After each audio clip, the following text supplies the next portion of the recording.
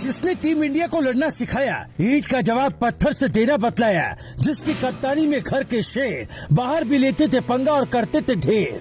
Greg नाम के भूचाल ने दादा के करियर को बिखेरा, टीम में डाली फूट जब डाला अपना डेरा।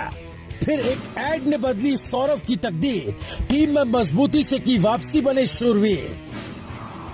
हाय, मेरा नाम सौरव गांगुली है, भूले तो नहीं? ये लाइन वाकई कभी भूलने वाली नहीं है। हम ये भी नहीं कहेंगे कि हम किनके बारे में बात कर रहे हैं। पता तो चल ही गया कि हम प्रिंस ऑफ कोलकाता, हमारे आपके दादा, क्रिकेट के महाराजा सौरव गांगुली की बात कर रहे हैं। जब उनके क्रिकेट करियर पर भूचाल आ गया था, यही वो लाइन थी जिसने देश में क्रांति का काम किया। टीम एक वक्त ऐसी राजनीति के भंवर में फंस गई थी कि ऐसा लग रहा था कि कहीं इंडियन क्रिकेट अपनी बर्बादी के कगार पर तो नहीं है। फिर उस दिन ये आवाज गूंजी, एड के ही माध्यम से सही, लेकिन ये जज्बात थे दादा के और पूरे देश की ये आवाज बनी। आज हम एक ऐसा ही किस्सा आपके सामने लेकर आए हैं जिससे सौरव गांगुली की कभी हार न मानने वाली मानसिकता से आप रूबरू होंगे।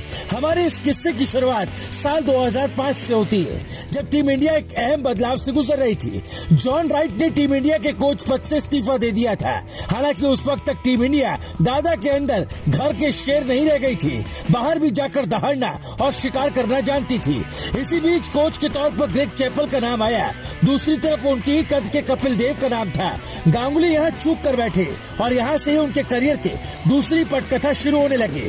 सौरव को लगा कि अगर जॉन टीम इंडिया को नई पहचान दिला सकते हैं तो ग्रेग क्यों नहीं, लेकिन शायद वो भूल गए थे कि कुछ लोगों की सोच आज भी साम्राज्यवादी होती है और हमेशा से ही ऐसे लोग दूसरों को अपने आगे हीन दृष्टि से देखते हैं। कुछ ऐसी मानसिकता ग्रेग चैपल में भी थी।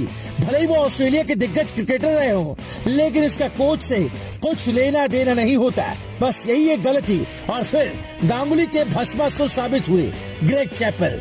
ग्रेग चैपल के बतौर कोच टीम इंडिया में एंट्री हो जाती है। वो भारतीयों को हमेशा ही हीन दृष्टि से देखते थे और धीरे धीरे उनकी नीति ने टीम इंडिया में फूट डालनी शुरू कर दी।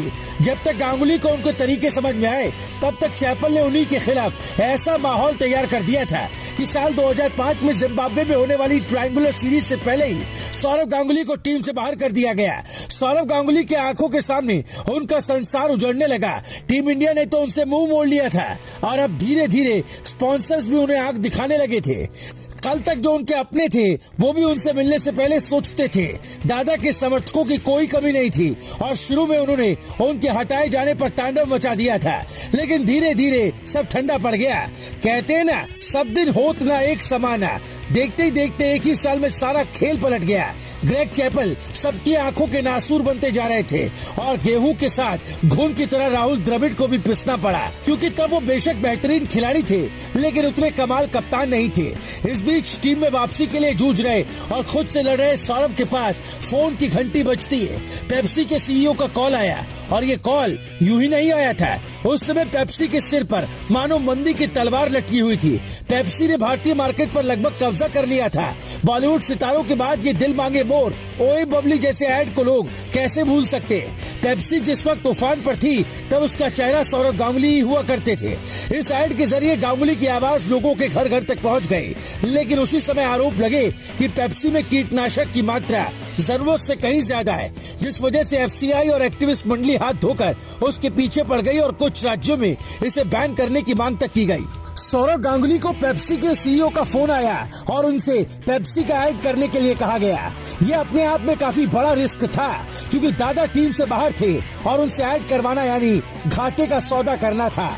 ध्यान देने वाली बात है कि सौरव गांगुली शुरू में इस विज्ञापन से कोसों दूर रहना चाहते थे, लेकिन वो भी अपने एग्रीमेंट के चलते इस ऐड को मना नहीं कर पाए और इसे करने के लिए राजी हो गए। कहा जाता है कि वो कारण एक कानूनी अनुबंध था, जिसके मुताबिक अगर गांगुली ने बीच में इस एग्रीमेंट को तोड़ा होता तो उन पर कार्रवाई की जा सकती थी।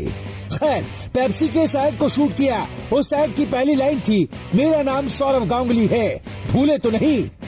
जब पेप्सी की इस टैगलाइन को पहली बार हर किसी ने सुना तो वो दंग रह गया, क्योंकि जो खिलाड़ी टीम इंडिया के लिए जीत के झंडे गाड़ रहा हो, जो आक्रामकता का चेहरा हो, वो अचानक ऐसी बातें करे तो अजीब लगना ही था। पेप्सी की इस टैगलाइन के पीछे ग्रेग चैपल और सौरव गांगुली की लड़ाई का दर्द छिपा था, क्योंकि ग्रेग चैपल को भारत में लाने का श्रेय गांगुली को ही दिया जाता है। लेकिन गांगुली को क्या पता था कि एक दिन चैपल ही उनकी पीठ पर वार करेंगे। इस एड ने देश में आग लगा दी। साल 2006 में चैंपियंस ट्रॉफी में टीम इंडिया की करारी हार हुई थी। उससे पहले साउथ अफ्रीका दौरे पर भी टीम इंडिया को क्लीन स्वीप का सामना करना पड़ा। दर्शकों का पारा 7वें आसमान पर था।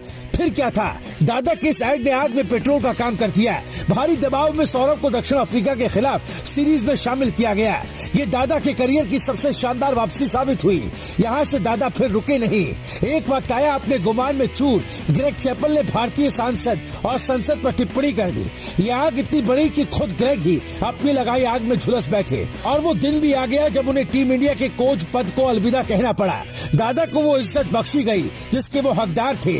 अपनी टर्म पर दादा ने पूरे शान से क्रिकेट को अलविदा कहा। लेकिन अगर दादा के साथ उनकी इस लड़ाई में किसी का सबसे बड़ा हाथ था तो वो था पेप्सी का वो एड, मेरा नाम सौरव गांगुली है, भूले तो नहीं। हाय, मेरा नाम सौरव गांगुली है, भूले तो नहीं। Bureau report, Bharat positive.